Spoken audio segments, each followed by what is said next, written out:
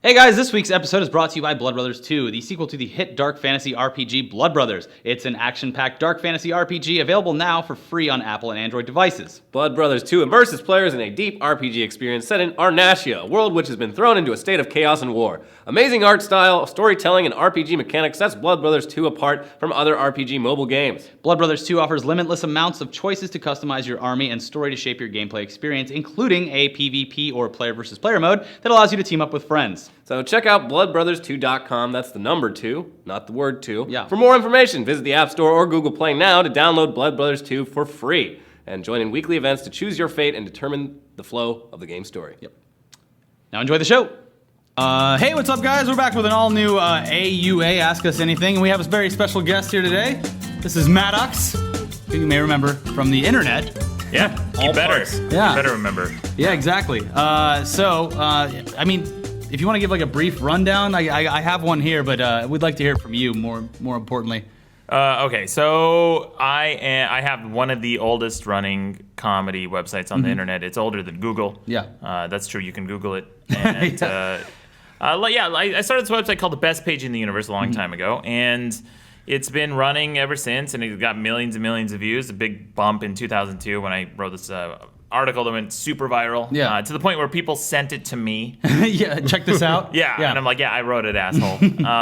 I wrote a couple books. One was a New York Times bestseller. It was The Alphabet of Manliness. And I have my own podcast and a bunch of other shit. Yeah, YouTube channel and everything like that. Yeah, so yeah. good. Yeah. Diversified. Exactly. What year did you start that page? 1997. Yeah, that's Okay. that's my official date. I remember it from deep in my memories as a young boy. Yeah, exactly. Coming across that website. And I vividly remember, I think the 2002 one you're talking about is the one where you criticize your coworkers' kids' artwork? Is Right, that, yes. yeah, crappy children's artwork. Yeah. I am better than your kids. I was standing in a coworker's cubicle and waiting for her to get me some reports. And while I was waiting, I noticed that there was this artwork hanging up in her cubicle, and I said, that sucks. And she turns to me, she goes, my nephew drew that, my 4-year-old nephew. And I said, well, your 4-year-old nephew sucks. Yeah.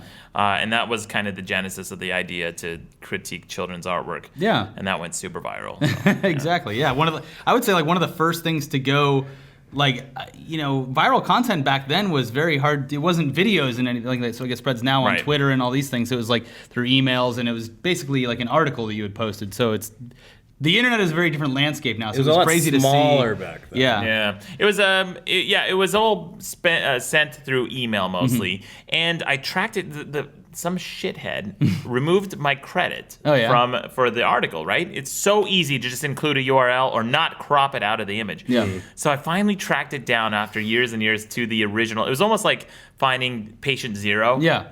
As a virus spreads, literally. So I tracked it down to this guy in Poland, and I'm like, hey man, why'd you do it? And he goes, listen, Maddox, I love your stuff, nothing personal. I just wanted to send it to my friend behind a firewall at work, and I didn't think it would spread. Oh, wow. That's how it happened. Jesus. Yeah. But that happens kind of frequently with some of your stuff. Like, what happened recently where someone kind of took your credit off of that and ran with it? Was it like an ABC website? Oh yeah, or it was like ABC that? News. Oh, right. Yeah, it was when. Well, so what happened Robin was Williams. Robin Yeah, Williams yeah. died. Right. I went to the ABC News website, and Robin Williams' family. It was really tragic. Everybody loved Robin Williams. I met him a few times. Super nice guy, and his family just asked the media to leave him alone. So I was looking for news about this, and I went to the ABC News website, and I saw this big red banner at the top of their page. It said, alert, you can view, it was a live camera shot of a helicopter hovering over his house. Yeah. In the same page, they literally had the quote from his family asking them to be left alone. Yeah. They just want privacy so they can mourn. And this live shot of the camera. So I took a screenshot of that and posted it to my website and Twitter and here and that, and it exploded. Everybody retweeted it and posted it everywhere, like Seth Rogen and all these comedians and stuff. And and then someone took that as well and stripped the credit from it as well. And when they quoted, they said various websites pointed this out. I'm like, no, not various websites, dickheads. Me, I did it. They don't like to mention me. They don't want to send any traffic my way. Yeah, exactly. But let's get into some questions that were submitted by you guys on our subreddit r/etc show. Okay. This was a quick turnaround, but thank you for coming in on such short notice. Yeah. I'll start it off with sorry about this username. Mr. Abortion asks, well, this one's for Maddox. Why did you start the best page in the universe? Spite. Yeah? Spite. One word. That was the reason I started it. Yeah. Spite is the genesis of that. It was the seed that gave birth to this awful, awful person I am today. It's funny. I always like reading the website, and you were just this faceless sort of entity. I always imagined that you were the person on the page, but it seems like it's kind of an outlet in order for you to function in daily life the way you are here and now as a kind of nice, vent on it? friendly person. Yeah. All my friends, people who know me in real life, they say, "Oh, you seem so normal. You seem like so balanced." And I think, well, of course, because I have this ugly alter ego who's just, this is what I'm doing. This is my outlet. This is my vent. I had a lot of friends back in the day who were vegetarians, and some of them were hippies and had just stupid opinions on things and mimes and whatever. And so I created this Mimes website. and whatever. That was one of my big fixations when I first started the website. Really? Mimes. I hated mimes. I just something irked me about them and wanted me. I'm not a bully, but I wanted to pound a mime. Yeah. I don't know what it is. So verbally pound them. That's the easier way. Well, of course. I mean, that's why I wouldn't actually. I don't think I would actually beat up a mime unless I had a reason. Yeah. What reason would a mime possibly give you? Lots. Okay. They Good. do invade people's space quite a bit. Yeah. Yeah. But They create their own space. That's what pisses me off about mimes. They're using shit that you can't even see. Yeah. They're inventing space, and then they block it off, right? They block it off. It's like, what are you pressing up against? you're miming. You're doing what you hate. Well, I'm kicking my own ass. Yeah, right exactly. after this. So with the website, would you say that your anger or the need to be spiteful is that something that creates or helps your creativity, brings it out of you in a certain way more than anything else? Well, when I write these rants, it's never to get a reaction. When I first started out, maybe because I was specifically spiting certain people in my life. Now, no longer. Now it's just that there's just so much bullshit I see that I need to talk about. Yeah. And a lot of it pisses people off. People don't like to hear the truth. They don't like to hear pointed opinions. Yeah, exactly. Yeah. And you're usually really good about sourcing everything too. So it's like, this is why I'm saying this, and or at least on the YouTube channel, the Spider Woman video that went crazy viral very recently. It was like, I have all of the information to back this up. So yeah. Yeah, you cannot dispute facts at the end of the day. And I love to shine the light on cockroaches of the internet. Like there's a guy who what was it, on IO9 or website, whatever the website was, wrote this this weepy screed. It was so poorly written, and it was this shit pile defense of the people who are criticizing the Spider-Woman comic book cover. And it was so easy to take apart. But that's not the entire debate. I also like to go after all the media outlets and take all the noise and focus it into one argument that I have a rebuttal against. Yeah. That's the smartest way to do it. It's like, you can't argue back with that. You can't. But Let's go to another question. Yeah. And this follows up in the Yeah, it's kind of like the same last one. vein, yeah. Cold -- says, what got you on the road to start writing comedy? I think that's a metaphorical road. Yeah. But there have been actual roads as well, right? Yeah, there've been both. Okay. Roads. Sometimes I'd have to take a road to get to that, like the one I took to get here today. I'm not even sure. Like people sometimes call me a comedian. They call me a funny writer, whatever. I'm not. I never set out to be a comedian. I don't think that most of what I write is necessarily funny. Sometimes I don't even know how to write something funny. I know when something's funny when I read it, and even if I'm not laughing, I know it's funny, and I'll say, okay, that gets a pass. But what I write is mostly satire, and not always necessarily for the purpose of being funny. And sometimes I write things that aren't funny at all, and people still... Because I think more than that, I'm looking to write pointed things that connect with people. Sometimes when you're trying to be funny, it comes at the expense of the message. And I want to ideally include both, but if I don't have the funny, I'm still going to say the message. So before we get into the podcast side of stuff, how did you and Dick Masterson meet? How did you come together to develop the podcast, The Biggest Problem in the Universe? And it's pretty self-explanatory, but what's the podcast about? Oh, right. Yeah. So The Biggest Problem in the Universe is a podcast where we discuss problems every episode and then have the listener vote on which problem they think is bigger. And then over time, we're going to have a master list of all the problems ranked from biggest to smallest. And so that's What's the biggest one right now? the biggest one right now is slacktivism. Okay, yeah. Those are people who post things on Facebook like. But there's apparently no winner every week, although I think Dick seems to think otherwise. Dick is a very simple man, and as part of being a simple man, he requires there to be a black and white winner and loser. Mm-hmm.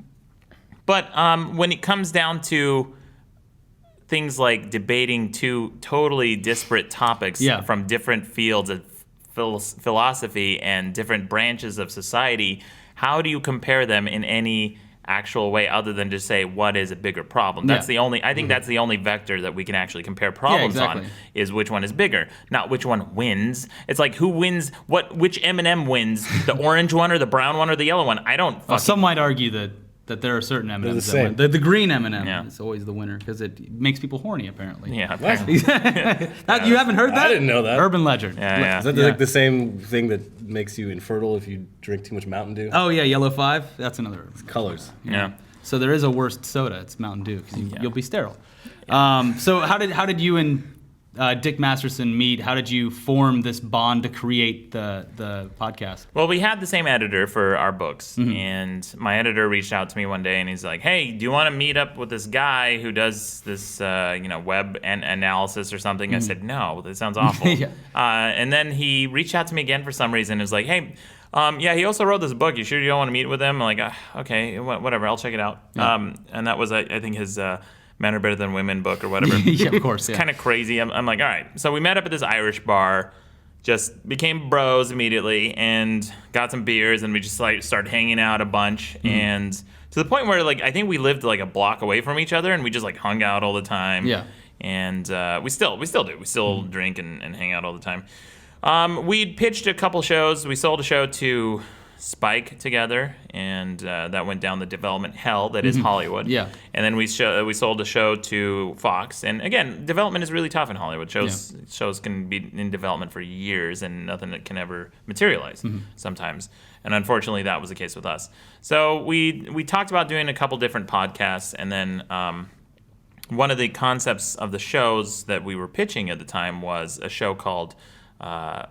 We didn't have a name for it, but it was the concept was these guys who fix everything, and I believe Dick more than I was like really fixated on that idea. Yeah. It was an idea I borrowed actually from an old improv teacher who did the show called the Fix It Men or something like that, where the entire premise of the show is they're working on something that they need to fix, like a washing machine, car engine, or whatever.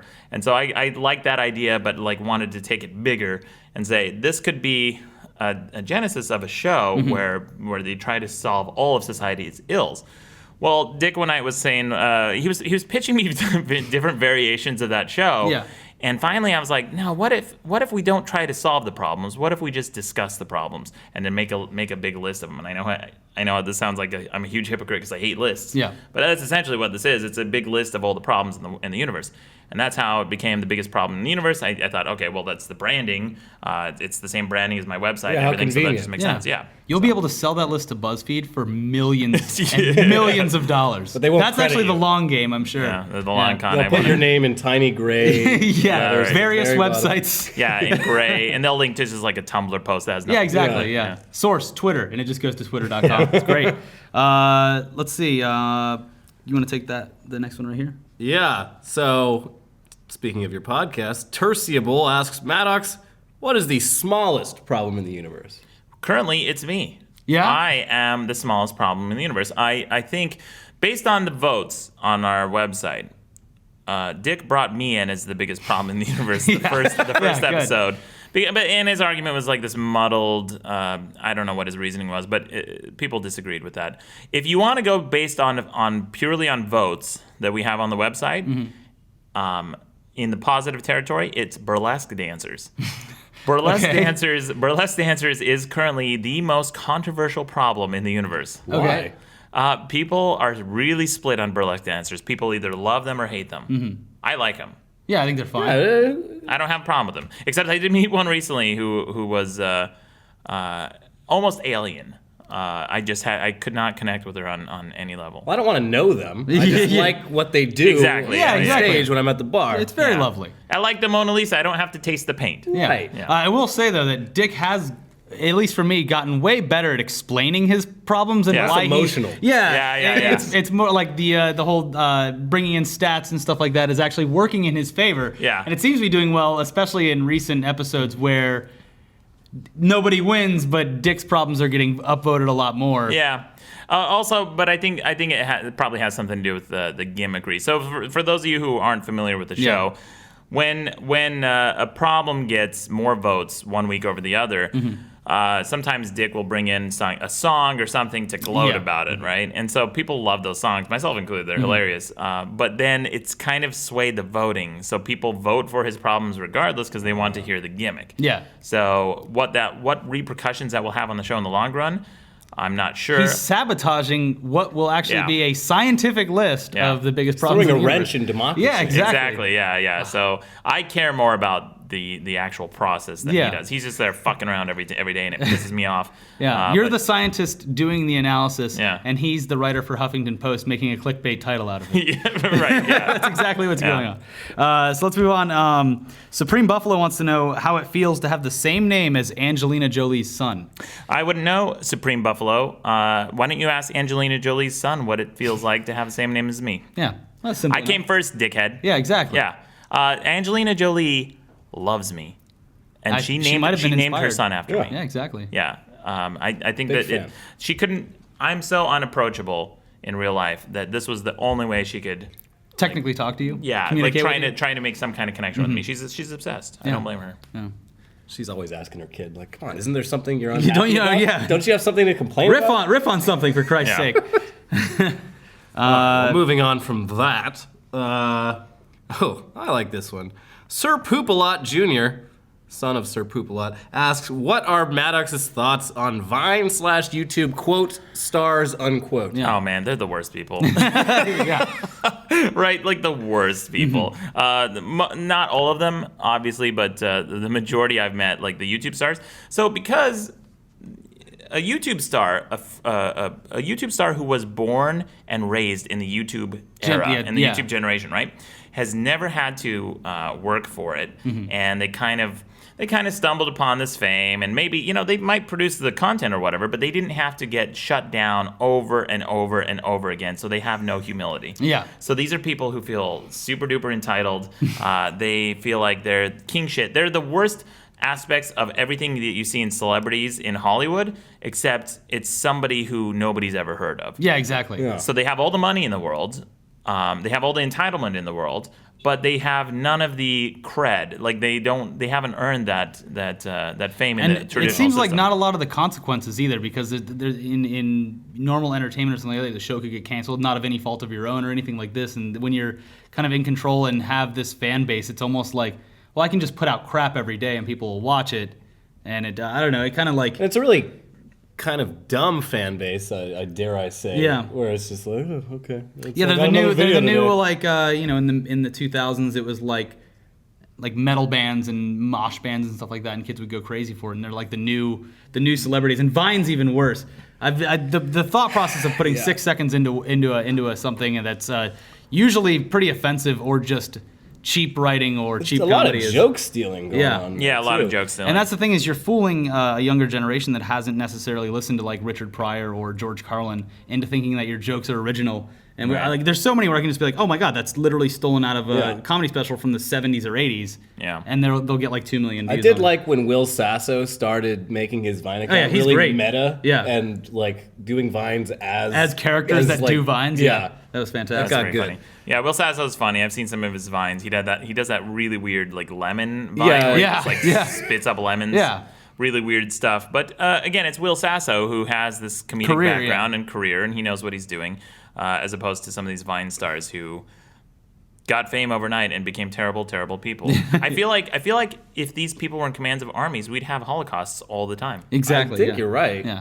I can't argue with that. Yeah. Hey guys, just a quick break in the middle of the show to talk about Loot Crate. Loot Crate is a sponsor of this show, and it's a monthly subscription box service for epic geek and gamer and pop culture gear. Yep. For less than $20 a month, you get 6 to 8 items that include licensed gear, apparel, collectibles, unique one-of-a-kind items, and more. Yeah, you have until the 19th at 9 p.m. Pacific to subscribe and receive that month's crate. That's when the cutoff happens. So after that, you'll be signed up for the next one. So make sure to head to lootcrate.com/ETC and enter code ETC to save $3 on your new subscription. And this month's was great, by the way. Yeah. If you are a fan of this show, you know that we love the book Ready Player One, and they gave away free copies with this month. So they Boom. do give away awesome stuff, and it's like I said, I get it all the time. So sign up. Back help to the show. Help the show out. Let's go back. Let's get it going with another one. We have one from Insane Twig. What single piece of technology currently in existence is the main reason for the downfall of humanity? Automatic hand dryers. I fucking hate automatic hand dryers, automatic washing machines, most automated things like that. Self-checkout lanes. None of that shit ever fucking works. Yeah. It's slowing down everything. You know what though? I would say even more than that. This is kind of a user. It's kind of meta. It's a user interface design that requires you to use a mouse.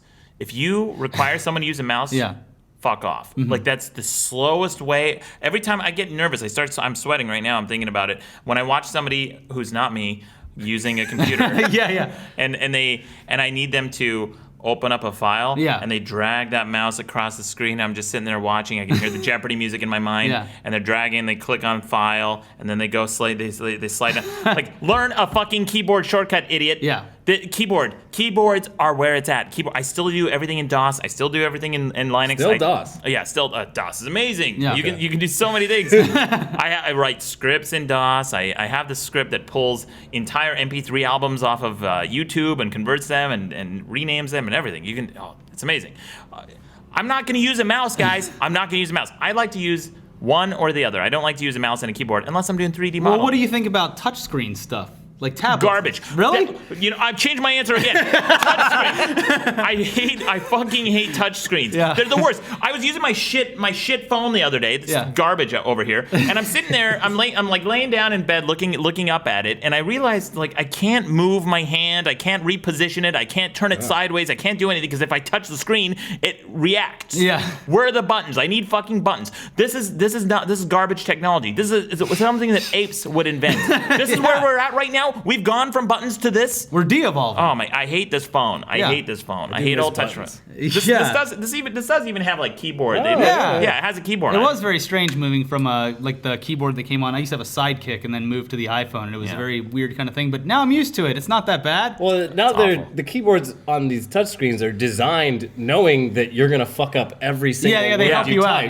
Yeah, they've spent years and millions of dollars developing a technology that accounts for why this is totally unnatural. Yeah. You guys came up in the 90s, right? Yeah. Yeah. You guys came up in the era where people sent a lot of text messages with just the 9 pads. Yeah. Yeah, right? Remember? So now, do you remember emojis and emoticons being as prolific back then as they are now? No. I mean smileys. Yeah. They weren't images. Yeah. Well, I'm getting a lot of emojis and images today. Yeah. What it's doing is because it's so difficult to type on these touchscreens, everyone likes to use icons. It's regressing our language back to hieroglyphs. Yeah. Yeah. No, that's correct. Yeah. I get. Speaking in terms of just emojis, smileys existed, but you're right. Like people will send just messages in emojis. Yeah. And I think for people like at least our age or older, it's kind of like a jokey thing. Yeah. But when you get down to people that are kids fucking That's how they communicate. Yeah. I would see girls on Tinder sometimes, and their entire profile, like for a paragraph, was just emoji. And I thought, you know what? I'm not going to bring myself down to your level. I'm not going to sit there and study your fucking little icons. Are you kidding me? Why don't you use words? Words are developed for a reason. You can't alphabetize emojis. And Microsoft Word is the worst offender at this. Yeah. They changed their whole thing into that ribbon system. I still use Word 2000 because I refused to upgrade to Word 2003, where they changed it to the ribbon system. Yeah. It was beautiful because you had this alphabetized list. You could just click on File, Save, Close, like whatever you want. And now you have to look at these fucking icons and you have to retrain your mind, and you have to hover your stupid mouse around. I'm just sweating thinking about it. So I think the answer would be technology is the downfall of technologies. Yeah, All technology since is 2000. garbage. Yeah, just stop right at 2000, and then we'd be fine. I right? realize how much of a Unabomber I sound like.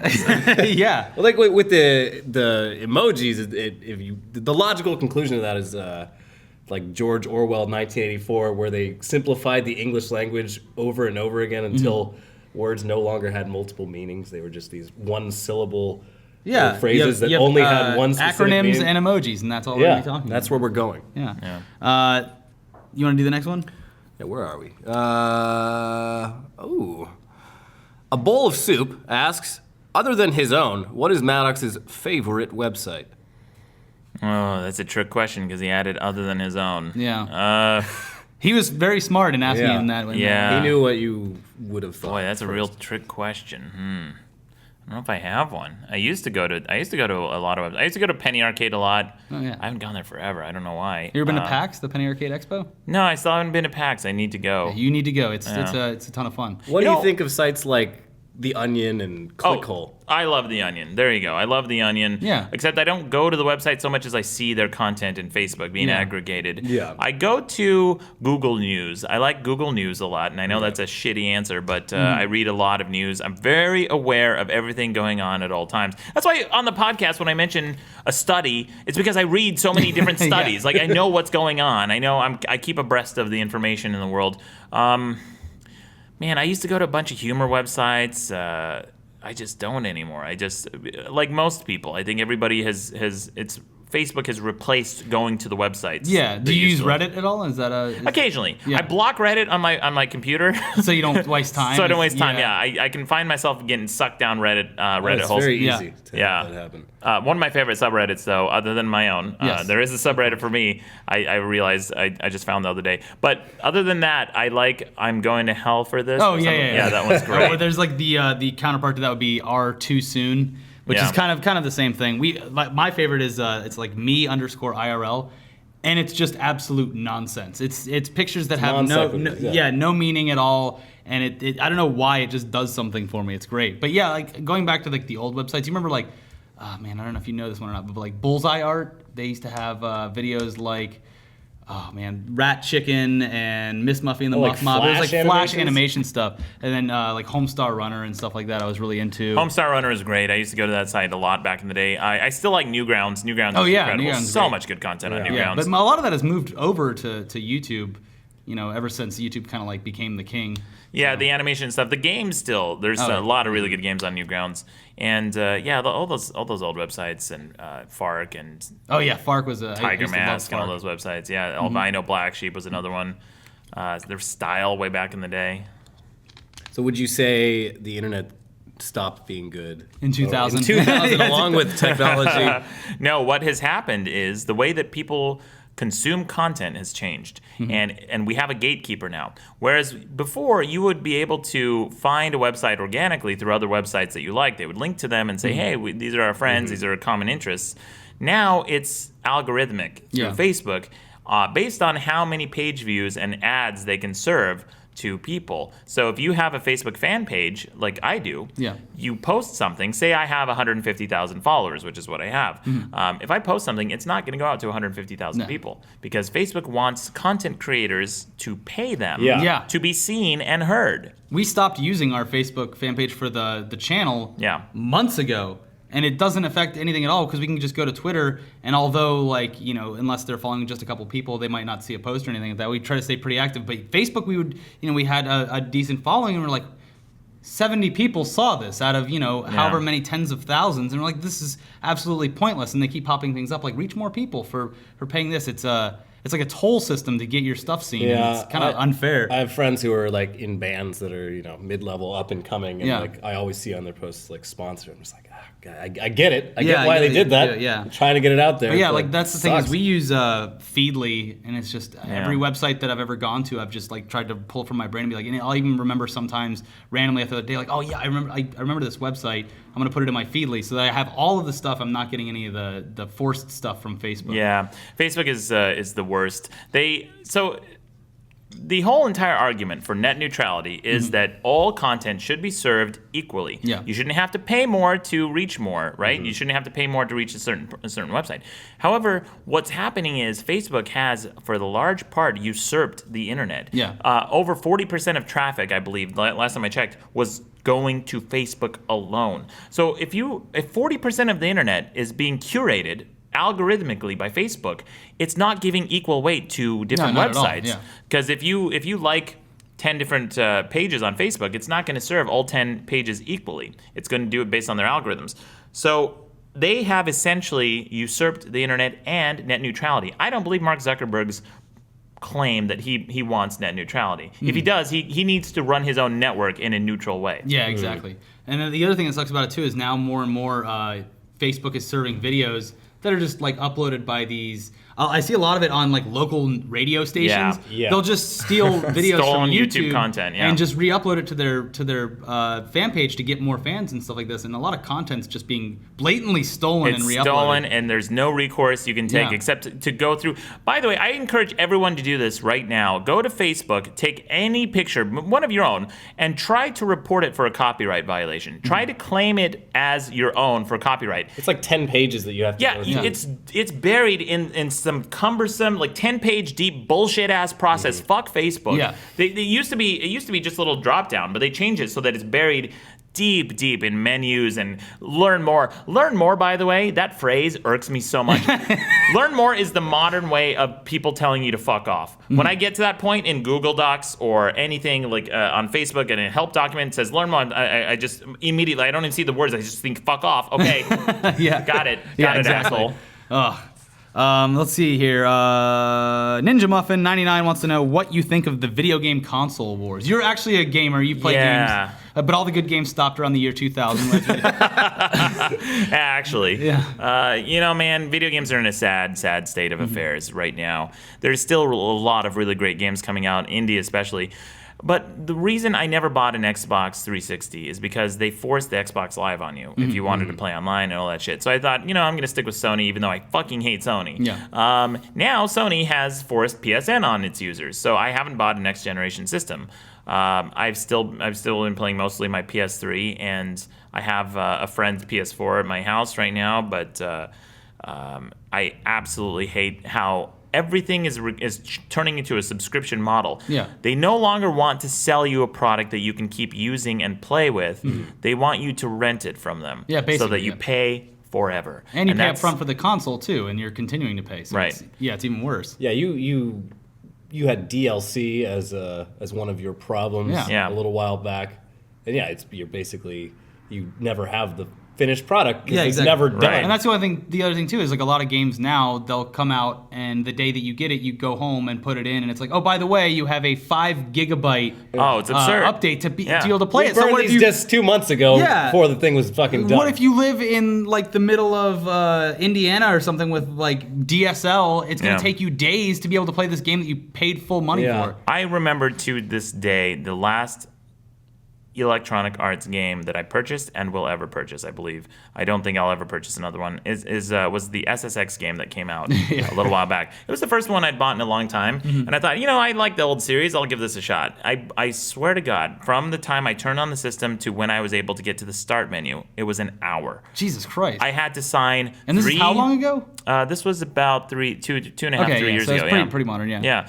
So I had to sign 3 end of user agreements. I had to. Yeah. I had Sign to, up for their service, probably. I had to sign up for their service. I Yeah. had to verify my email. I had to punch in some fucking registration code because they want money on the resale market too. And then once I finally got into the fucking game, I found that you could buy all of the upgrades that you wanted to. Yeah. So I thought, okay, well, rather than earning the game and earning these upgrades based on your merit, now whoever's richest wins. Yeah. So I thought, you know what? Fuck you. Video games is my escape from real life. If I wanted to see rich people winning, I could just not play video games. Yeah. That happens all the Just fucking go walk time. around in your local In town. the real world, yeah. exactly. And that's the pretty same much thing with- all mobile games are all the successful ones at least. Are Yeah, like that they're now. It's free to play. Do you want to but speed pay up to this win. process, or do you want to wait 72 hours to get your points? It'd be cool. I'd be okay with it if they just were upfront about it. Like, hey, you want that faster? Give us money. But they always try to frame it as like part of buy a bunch of game diamonds. mechanic. Buy Yeah. a bunch of diamonds. and Oh, you can use here them to- comes the dog catcher. Do you Yeah. want to like lose half the doggy's food by hiding him behind the house, or do you want to like give us $5 and then Oh, we'll man. get to keep it? You know what I'm really tired of in video games today? And this is, I'm going to do a rant video about this, but it's the quest log where you can agree to missions and you can choose which they're, you know what? When I play a video game, I want you guys to curate the adventure for me. Yeah. Tell me where am I supposed to go? What am I supposed to do in this video game? If you give me the choice, guess what? I'm going to go outside. Yeah. I got other things to do. Like, I know there's side quests and stuff and whatever. That's fun. But curate an adventure for me. I know it's like the main quest, but every game has this now, and it's an artificial way of inflating content in the game that doesn't matter. It has no repercussions in the game, no consequences. It's like, oh, okay, you want some fuck off gun? You gotta do this little. Yeah, this game's 50 hours, but if you just play the main quest line, it's actually 5 an hour, or yeah, 8, a couple whatever. hours, yeah. Yeah, so that sucks. I actually had a good one recently. I just finished Grand Theft Auto, and I thought that was pretty. As long as you don't go into the online part, it's a pretty straightforward. Yeah. Kind of a mission kind of thing that you have to do, and it was a very entertaining game too. So I enjoyed that. I had fun. But yeah, I just played Battlefield 4 last night, and it's like you can pay to upgrade guns, you can pay to Sure. buy more maps. It never really ends. So But it must be working. it's working very well. They're Yeah. I very want to profitable. meet this asshole who's just throwing money at his computer screen every time he buys a new game. Bunch of suckers. Yeah. Let's see here. As a person who will, Pat C700. As a person who will not concede to being wrong easily, assuming this from the podcast, what was the deepest you've gone, knowing you fucked up at the start, but just kept going? Oh boy. Not even sure there was an instance like that. Oh, you know what? There was. Okay, during the Orbits debate I had with Orbits, the shitty online website, whatever. Yeah. I had this dispute with them a long time ago. Yeah, I remember this was like 10 years ago. Yeah, over $94. And I made an example of them. I created this article titled The Most Expensive $94 Orbits Will Ever Make. I decided they wouldn't give me the $94 that I was owed, rightly. And so I thought, you know what? Fuck you. You're going to lose way more than $94 because I'm going to create a shit ton of bad publicity. And I got for months email after email after email from HR companies and PR companies saying, hey, I work for this big firm. I book 50 tickets a week. We're never going to use Orbits again, et cetera, et cetera. And I would forward these to them. I would let them know. And people started bombarding their website with hate mail. And they to the point where they had a custom objections and responses for people calling in for Maddox. Yeah. They just have like a pre-written thing. They had another Maddox fan. Yeah, they had pre-written. They had pre-written responses through email and in their customer service. Years later, this turned out to be such a bad example for them. They used this case as a case study in a white paper on what not to do with customer service. It was hilarious. Oh my God. And they finally called me up and tried to make it right. And I said, okay, well, thank you, but it shouldn't take months and months and a nationally published website with millions of supporters for you guys to do the right thing. Yeah, Fuck exactly. off. Anyway, at one point during the debate, I got one of the facts wrong, and I believe it was the time or the day that I was scheduled to fly or something. But they disclosed that information to a fan, and which is a big fucking no-no. That's a bad problem. Yeah, it's a huge breach. That shows you the size of that company. They're actually violating privacy rights. Yeah. They're violating their own terms. So anyway, they disclosed that information, and then I thought, well, I could lie about this to my fan base, or I can just come clean. And then finally I decided, you know what, I'm going to come clean. I'm going to say I got some of the facts wrong, and I posted the entire email exchange. And what happened after that is everybody doubled down on me.